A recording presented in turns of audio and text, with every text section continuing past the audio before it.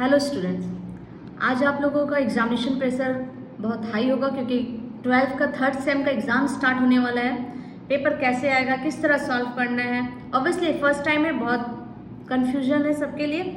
मैं एक model question paper लेके आई हूँ जिसको मैं सॉल्व कर रही हूँ आपके बेनिफिट के लिए। जस्ट आप लोग इस पर फोकस करिए। Now start. In case of partnership, the act of any partner is binding on all partner, binding on those partner only, binding on all partner except that particular partner, none of this. Partnership act के तहत any partner is binding on all partner, तो आपका option A होगा। Now next, following are the essential element of partnership except, कौन सा होगा?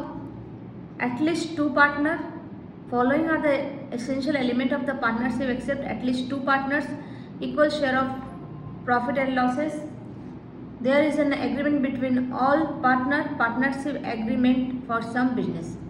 Which option? Option number B, equal share of profit and loss. Essential element of partnership का except मतलब इसको छोड़ के सारे essential element है, equal share profit and loss.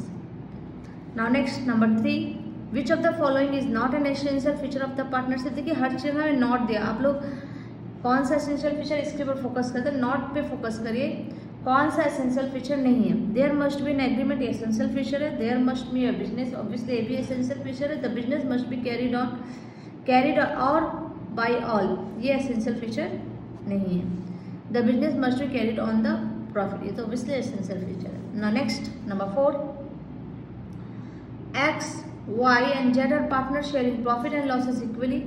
The capital of on March 31st 2025 are 1,80,000 और 60,000। Their personal assets are worth as follow, X का है 30,000, वाई का है 20,000 एंड जेड का 15,000। The extent of their liability in the firm, उन्होंने assets दिया है firm में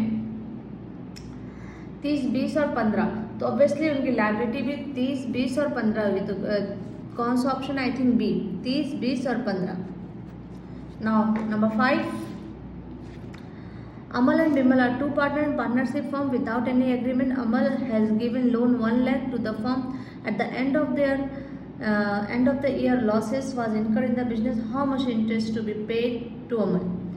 तो आपको मालूम है जब रेट ऑफ इंटरेस्ट नहीं रहता है तो हम लोगों का 6% एप्लीकेबल होता है। तो 1 लाख का 6% इज 6,000, तो ऑप्शन सी।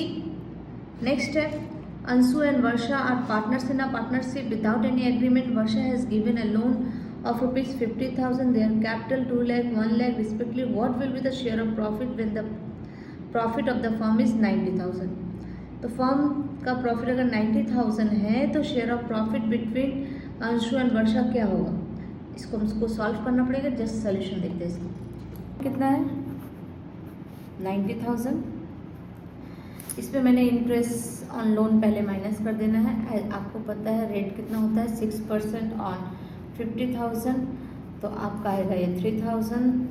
तो माइनस करने के बाद आपका एक्चुअल प्रॉफिट 87,000। अब किस रेशियो में बटा है, जो कि पार्टनरशिप डीड में कुछ नहीं मेंशन है, तो 87,000 को 1:1 में डिस्ट्रीब्यूट कर देंगे दोनों पार्टनर में। तो अंशु को मिलेगा 43,500 और वर्षा को भी मिलेगा 43,500। तो option D.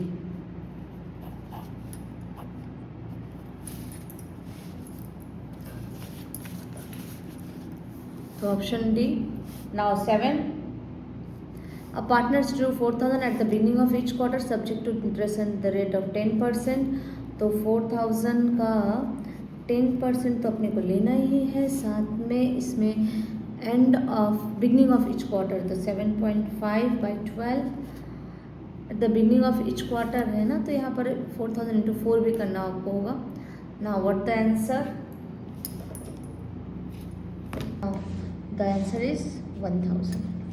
Now next, net profit, इसे बड़ा में दिख रहा है ना। For charging any commission of partnership is 55,000। Amit get commission 10% on the net profit and Sumit get commission 10% net profit after charging a commission. मतलब आफ्टर चार्जिंग का commission the amount off switch commission, इसके लिए कोई solution बनाना पड़ेगा। 55,000 का 10% हमने निकाला, 5,500 निकला।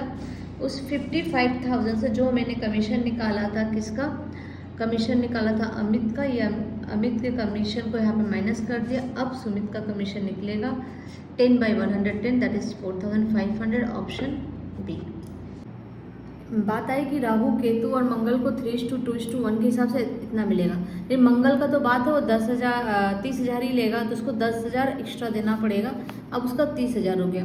अब 10,000 लाया कौन, राहु और केतु लाया। रेशियो क्या होगा, रेशियो होगा 3:2, तो 10,000 यहाँ से 10,000 का 3:2 मतलब 3/5 माइनस करना होगा, और यहाँ पर 10,000 का 2/5, इसका हो जाएगा 60,000 माइनस 6,000, तो आपको ऑब्वियसली 54,000 आ गया। और यहाँ पर आ जाएगा 40,000 माइनस 4,000, आपका 36,000 आ जाएगा। तो आपको ऑप्शन पे फोकस करना है। यहाँ पर देखिए, तो आपका 54,000, 36,000 और 30,000 प्रॉफिट होगा, ये आपका आंसर होता है। कौन सा ऑप्शन है आपका, option number C, 54, 36 and 30,000। Next question है आपका, a partnership firm has a distinguish the separate entity from its partner from the according to point of view. आपको बताना ये ट्रू है कि फॉल्स है। ऑब्वियसली ट्रू है। Now according to entity concept, business transactions are recorded from the point of view of the business firm. Thus, a partnership firm has distinct and separate entity from the accounting point of view. R is also correct, and R is the correct explanation of A. So 10 का option A both and R is true. R is the correct explanation of A. Now 11 number is matching. आपको match करना है। Rent paid to partner is which option? Rent paid to partner is option is charge against profit. Next, interest on capital to paid to partner is a portion of profit. Now, share of divisible profit is profit sharing ratio. तो A का 3, B का 1, C का 2, तो option number B। 12, which of the following statement are true? कौन सा true है, तो पहले हम पढ़ लेते हैं।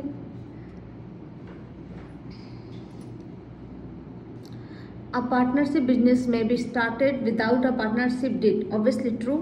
Interest on loan advance of partner firm shall be paid even if there is losses in the partnership. Loss होने पे भी इंटरेस्ट ऑन लोन पार्टनर्स को दिया जाएगा। It's also true. तो 12 का option number C. Value of goodwill is affected by location of business, good customer, reputation, all of this. 13 का D, all of this।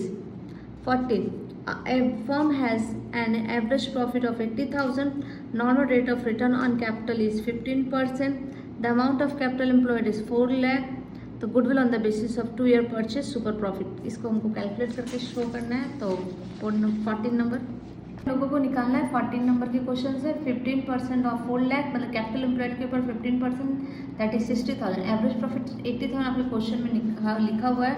तो सुपर प्रॉफिट कैसे निकालेंगे, तो सुपर प्रॉफिट का फॉर्मूला है एवरेज प्रॉफिट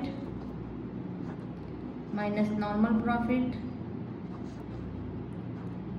तो सुपर प्रॉफिट, एवरेज प्रॉफिट है 80,000, normal profit है 60,000, तो सुपर प्रॉफिट हो गया आपका 20,000।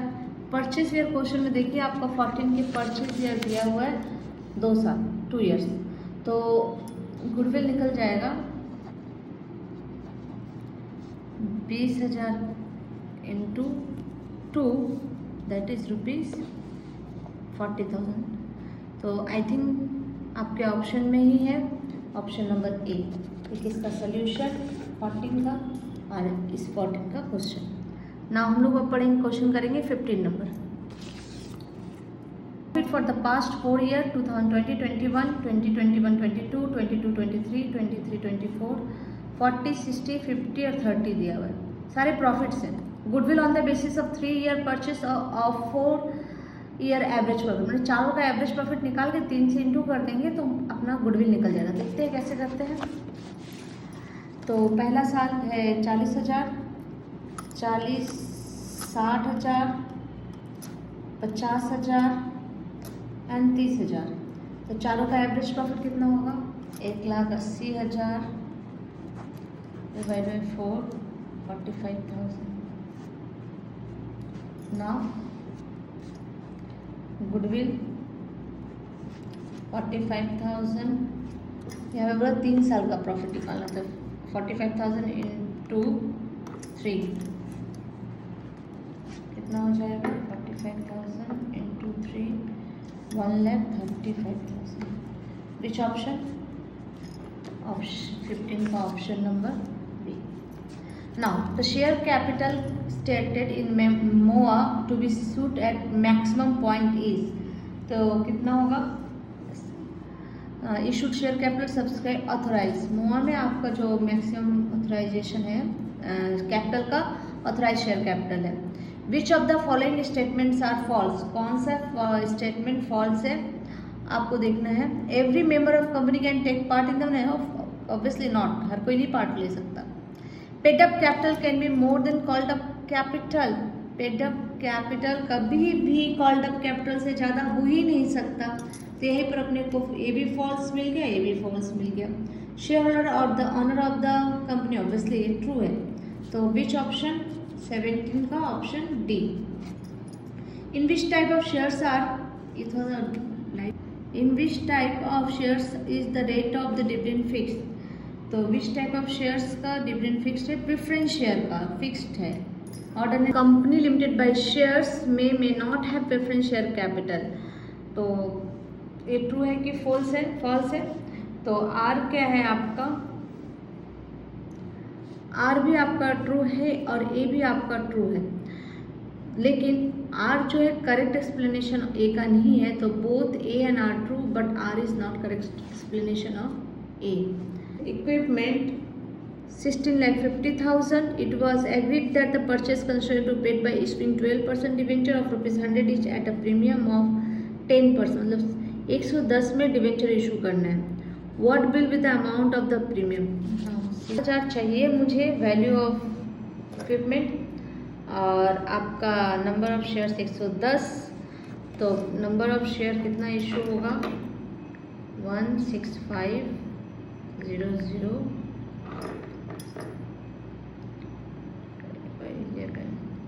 नंबर ऑफ शेयर आपका 15,000 है, तो सिक्योरिटी प्रीमियम भी आपका कितना हो जाएगा?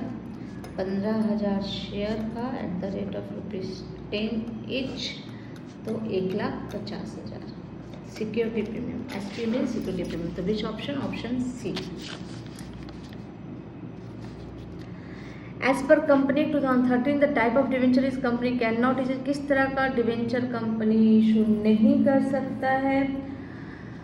पढ़ते हैं। रिडीमेबल डिवेंचर कर सकता है, convertible, bearer, irredeemable debenture company can not be issued. 22 SCL company issued 5,000 12% debenture of ₹100 each at a discount of 5% payable at a premium of 10%. After 10 the amount of interest is to be credited to the debenture holder. तो obviously 12% ही debenture है, तो interest भी, debenture का नाम 12% interest है, तो interest भी 12% ही होगा। तो कितना अमाउंट के ऊपर होगा? 5,000 into 100 that is 5 lakh, 5 lakh का 12% दैट इज 60,000, ऑप्शन डी। फिर से बोल रही हूँ, 5,000 into 100 into 12% that is 60,000। Interest paid on debenture is a, क्या है? तो इज अ कैपिटल, नहीं, कैपिटल तो नहीं है, revenue. Obviously debenture is a revenue expenditure, deferred भी नहीं है, डिफर्ड रेवेन्यू भी नहीं है। ना 14 विच यहाँ पे जनरल 24 का जनरल एंट्रीज दिया हुआ है, इसको हम लोगों को सॉल्व करना है। A company purchase a machine 5,40,000, payment was made by issuing 30% debenture at a discount of 10%, obviously ऊपर वाले की तरह ही है। हम लोग सॉल्व करते हैं इसको। 5,40,000 वैल्यू हमें चाहिए, 13% डिवेंचर है 100 रुपये करके 10% डिस्काउंट है, तो 100 से 10 माइनस कर दोगे तो 90 रुपये का हमको डिवेंचर इशू करना है। तो नंबर ऑफ डिवेंचर हो जाएगा 60,000 डिवेंचर, 6,000 डिवेंचर। अब इसका जर्नल एंट्री कैसे पास करेंगे? हमें किसे देना है? क्रेडिटर को देना है मशीन के लिए पेमेंट बाय इशूइंग। हाँ, तो 24 का तो होना चाहिए था मशीनरी अकाउंट डेबिट, लेकिन यहाँ पे machinery account debit debenture discount to debenture, but चूंकि पेमेंट की बात आ गई तो पेमेंट तो अपने को अपने साथ क्रेडिटर को ही करना पड़ता है। क्रेडिटर अकाउंट डेबिट कितना क्रेडिटर को देना है? 5,40,000 देना है। तो डिवेंचर कितने का इशू होगा? 13% डिवेंचर है, तो डिवेंचर इशू होगा 6,000 debenture eight the rate of 100, ये हो गया 6 लाख। अब बीच में मेरे को डिस्काउंट ऑन डिवेंचर भी करना है, discount on debenture account debit, तो 6,000 पे 10 रुपया करके डिस्काउंट मिल रहा है तो 60,000। तो creditor account debit discount on debenture account debit to 13% debenture, कौन सा ऑप्शन है? Obviously option C. Now next 25,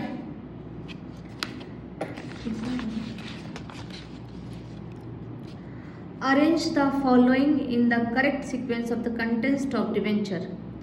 अब फॉलोइंग चीज़ों को अरेंज करना है। पेमेंट टू डिवेंचर होल्डर तो बाद में होगा, creation of debenture redemption reserve तो ये भी बाद में होगा, इशू ऑफ पहले तो इशू ऑफ डिवेंचर करना होता है, तो ये फर्स्ट स्टेप है इशू ऑफ डिवेंचर। नेक्स्ट है creation of debenture redemption of reserve, उसके बाद क्रिएशन सेकेंड स्टेप है। उसके बाद आपका रिडीमेबल बिकम ड्यू, ये थर्ड स्टेप है। लास्ट पेमेंट करेंगे डिवेंचर होल्डर को, तो पहला तीसरा नंबर स्टेप पहले होगा 3, 2, 4, 1, 3, 2, 4, 1, ऑप्शन डी अरेंजमेंट भी आएगा। Analysis of financial statement is important for whom? Analysis of financial statement is important for all, सभी के लिए, इन्वेस्टर, लेंडर, मैनेजमेंट, सबके लिए ही इम्पॉर्टेंट है। A company's net profit 6 lakh, indirect expenses 2 lakh, cost of revenue 12 lakh, what is the amount of revenue from operation? Net profit कितना है? 6 lakh, indirect expenses 2 lakh, cost of revenue from operation अपने को calculate करना है। रेवेन्यू फ्रॉम ऑपरेशन निकालने के लिए cost of revenue, net profit और इनडायरेक्ट एक्सपेंसेस को जोड़ लेंगे तो मेरा रेवेन्यू फ्रॉम ऑपरेशन निकल जाएगा। तो 27 का ऑप्शन नंबर ए, 27 का option number A. Which of the following is the limitation of financial analysis? It just, क्या लिमिटेशन मतलब डिसएडवांटेज क्या है फिनेंशियल एनालिसिस का? Option A, it's just the ability of firm to repay its डेब्ट, it's just a study of report analysis, it identify the reason for change in financial position. Obviously financial statement अगर हम बनाएंगे तो एक साल से दूसरे साल में फिनेंशियल पोजीशन में क्या चेंजेस है वो हम लोग आइडेंटिफाई कर सकेंगे। It ascertain the relative importance different component of the financial position, ये इज नॉट द लिमिटेशन। तो limitation it identify the reason for change the financial position, ये बहुत बड़ा डिसएडवांटेज है फिनेंशियल एनालिसिस। पूछा है operating profit ratio, operating profit ratio पूछा है तो अपने को क्या करना है? ऑपरेटिंग प्रॉफिट रेशियो का फॉर्मूला लिखना है। ऑपरेटिंग प्रॉफिट रेशियो का फॉर्मूला है operating profit divide by net cell into 100 into 100। तो ऑपरेटिंग प्रॉफिट पहले हम निकाल लेते हैं। ऑपरेटिंग प्रॉफिट कैसे निकालेंगे? क्वेश्चन में नेट प्रॉफिट दिया हुआ है ना, तो नेट प्रॉफिट से अपने को जोड़ना है डिवाइड बाय डेब्ट और प्रॉफिट, नॉन ऑपरेटिंग प्रॉफिट को जोड़ देंगे यहाँ से, सॉरी माइनस कर देंगे नॉन ऑपरेटिंग प्रॉफिट्स को। Profit on sale of furniture, तो नेट प्रॉफिट अपना 6 लाख है एज पर क्वेश्चन। बैड डेप्ट है अपना 10,000 और profit on sale of furniture भी 10,000 ही है। अल्टीमेट ऑपरेटिंग प्रॉफिट आ गया 5,80,000। अपने फॉर्मूला में पुट कर दें यहाँ पर 5,80,000 ऑपरेटिंग प्रॉफिट। नेट सेल आपका क्वेश्चन में 10 लाख दिया हुआ है इंटू 100, आपका आंसर आ जाएगा 58%। Now which option? Option D, option C. Comparison of value of one period with that of the another period for some concern is known as। 30 का option क्या होगा? Option nature of comparison, inter-firm comparison, trend is also termed as trend analysis, it's true।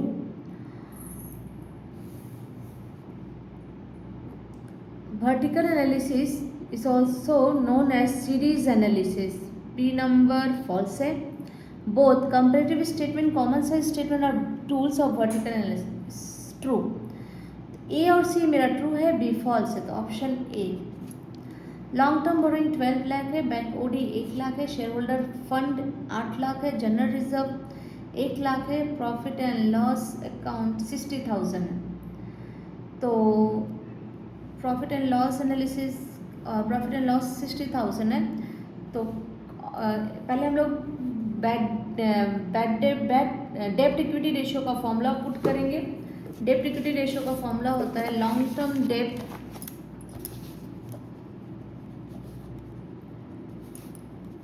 Divide by share holder fund.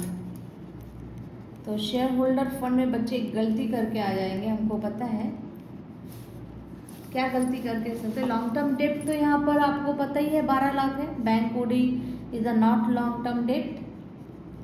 लेकिन share holder fund में बच्चे क्या करेंगे, 8 लाख के साथ 1,60,000 सब जोड़ देंगे, नहीं, शेयर होल्डर फंड निकाल के दिया हुआ है, तो हम लोगों को डिवाइड बाय 8 लाख ही करना है।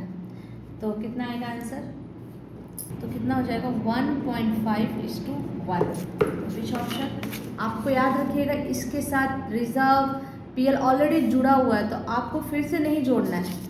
तो बच्चे क्या करेंगे, 8 लाख के साथ जनरल रिजर्व 1 लाख और पीएल पर 60,000 जोड़ देंगे और उसके बाद आ जाएगा 9,60,000। 12 लाख को 9,60,000 से डिवाइड करके 1.25:1 इसको टिक कर देंगे, गलत हो जाएगा। तो 12 लाख को सीधे हम लोगों को 8 लाख से डिवाइड करना है क्योंकि शेयर होल्डर फंड में सभी जुड़ा हुआ है। 33 the formula calculating proprietary ratio is. Proprietary ratio का फॉर्मूला क्या है? सीधे हम आंसर की तरफ चलते हैं। प्रोप्राइटर फंड मतलब share holder fund divide by total assets is the formula. Current ratio of a company is 2.6:1 and the current liability is 2 lakh. Subsequently, the company sold goods 1,50,000 at a profit of 40%, 3/4 of which on credit. Current ratio will be। Current ratio 2:1 है, current liability 2 lakh है, subsequently 1,50,000। यहाँ पर आपको 1:1 करके 2.6:1 करके current liability और company sold goods 1,50,000 का 40% निकालने के बाद आपका ऑप्शन आ जाएगा 2.9:1, option D. 35 consider the following particulars. Operating ratio दिया 75%, operating expenses 80,000, selling expenses 20,000, revenue from operation 13 lakh, revenue from operation return 1 lakh. तो आपको बोला है कि cost of revenue from operation. Cost of revenue from operation का मतलब होता है कॉस्ट ऑफ गुड्स सोल्ड और रेवेन्यू फ्रॉम ऑपरेशन का मतलब सेल्स होता है। ध्यान रखिएगा इस चीज़ को। ना हम लोग सॉल्व करेंगे। ऑपरेटिंग रेशियो का फॉर्मूला है cost of goods sold plus operating expenses divide by net cell. तो नेट सेल आपका 13 लाख था और 1 लाख माइनस कर दिए, 13 लाख और 1 लाख माइनस कर दिए, तो आप क्या नेट सेल आ गया 12 लाख और cost of goods sold plus 1 lakh 75%। आपको कॉस्ट ऑफ गुड्स सोल्ड निकालना है। तो यहाँ का 000 काट दिए, तो यहाँ हो गया 12,000। 12,000 को 75 से इंटू कर देंगे, 9 लाख आ गया। Cost of goods sold plus 1 lakh तो यहाँ पे कॉस्ट ऑफ गुड्स सोल्ड कैसे आ जाएगा, 9 lakh minus 1 lakh equal to cost of goods sold, that is 8 lakh.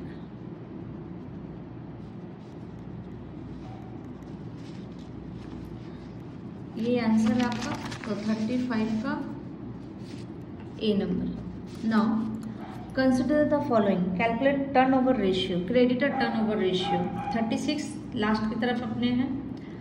Revenue from operation 15 lakh है, cost of revenue from operation that is 80% इसका, opening inventory 1 lakh, closing inventory 1,50,000, cash purchase 25% of credit purchase, cash purchase दिया, gross creditor है 2 lakh, bills payable 50,000।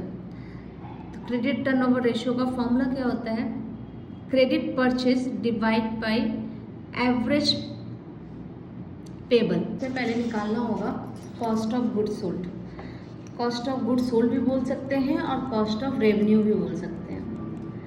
तो 15 लाख का 80% होता है 12 लाख, चूँकि question हमारा यहाँ लिखा हुआ है cost of revenue from operation 80% of revenue from operation. तो रेवेन्यू फ्रॉम ऑपरेशन 15 लाख है, 15 लाख का 80% आपका आ जाएगा 12 लाख। अब हमको एक फॉर्मूला बैठाना है कॉस्ट ऑफ गुड्स सोल्ड का। तो कॉस्ट ऑफ गुड्स सोल्ड का फॉर्मूला होता है opening stock plus purchase minus closing stock equal to cost of goods sold. Cost of goods sold 12 lakh है, ओपनिंग स्टॉक है 1 लाख, परचेस ही अपने को निकालना, क्लोजिंग स्टॉक है 1.5 लाख। इसको सॉल्व करने तो परचेस निकल गया 12,50,000। चूँकि इस क्वेश्चन में एक बहुत ट्रिकी लाइन लिखा हुआ है, cash purchase 25% of credit purchase है, तो टोटल परचेस कितना हुआ, ये तो मेरा टोटल परचेस है। तो टोटल परचेस को हमको एजम्पशन में काम करना होगा। टोटल परचेस 12,50,000 रिप्रेजेंट कर रहा है 125%। तो क्रेडिट परचेस कितना हो जाएगा, क्रेडिट परचेस को निकालने के लिए 12,50,000, क्योंकि हमने लेट अज्यूम कर लिया, लेट क्रेडिट परचेस 100, इसीलिए टोटल परचेस 125, जहाँ पे 100 plus cash purchase 25 that is 125%। तो एनीवे क्रेडिट परचेस मेरा 12,50,000 के ऊपर कैसे निकालेंगे, 125 टोटल है, 100 हमको निकालना है क्योंकि 100 हमने अज्यूम किया है क्रेडिट परचेस, यहाँ पे आ जाएगा 10 लाख। तो क्रेडिट परचेस 10 लाख हो गया। अब फॉर्मूला क्या है क्रेडिट टर्नओवर रेशियो का, क्रेडिट टर्नओवर रेशियो का फॉर्मूला है credit purchase divide by average payable. तो क्रेडिट परचेस है अपना 10 lakh as per formula, average payable हम लोग इसको ही एवरेज पेबल मानेंगे 2,50,000, तो अपना आ जाएगा 4 टाइम। तो ऑप्शन इज व्हाट, अपना ऑप्शन है B. Next debt equity ratio is 3.61। Company चाहता है कि उसका स्टैंडर्ड रेशियो 2:1 में चला जाए, तो उसको क्या फॉलो करना पड़ेगा, तो उसको आपको फॉलो करना पड़ेगा रेज लो नहीं, परचेज गुड्स और फिर बिल्कुल नहीं, इक्विटी शेयर को रेज करना होगा, इशू करना होगा, converted preference share equity share ये भी नहीं होगा। तो option C, which of the following is required for the financial analysis, तो ratio analysis, cash flow, common size, all of this. तो हमने अपना पेपर सॉल्व कर लिया है। आप अब इस वीडियो को पूरा देखिएगा तो आपको किस तरह इसका सलूशन बनाना है आराम से समझ में आ जाएगा। तो वीडियो को ज़्यादा से ज़्यादा शेयर करें, जिससे किस तरह का पैटर्न एमसीक्यू सेमेस्टर 3 में बच्चों को आने वाला है वो अच्छे से समझ जाए। Thank you for